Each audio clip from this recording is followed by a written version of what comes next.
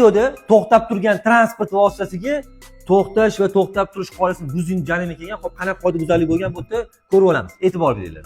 Demak, piyodalar o'tadigan joyga 10 metrdan kam masofa qolsa to'xtash mumkin emas. Eslab qo'ying. Yo'l harakati qoidalarini 91-bandda yozib qo'ygan. To'xtab turmoqchimisiz, to'xtamoqchimisizlar, kamida 10 metr masofa saqlaylik piyoda o'tadigan joygacha. Shuningdek, to'xtagan transport vositasi bilan sidirg'a chizuvni orasida kamida 3 metr masofa qolish kerak. Bemalol transport vositasi sirish uchun. Ko'rdinglar? Orqa Damas haydovchisi sidirg'a chizuvni bosib, u ham qoida buzib ketdi. Bu o'zi bilmagan holatda.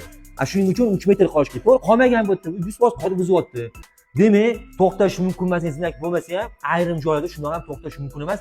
Yo'l harakati qoidalari 91-bandlik o'qib chiqsangiz o'zingiz uchun bilib olasiz. Tepada 360 graduslik kamera ham mana bu narsalarni hozir aniqlayapti. To'xtamoqchimisizlar? Qoidaga rioya qilib, boshqalarga xavf tug'dirmaydigan, xalaqit bermaydigan qilib avtomobilga joylashtiringlar.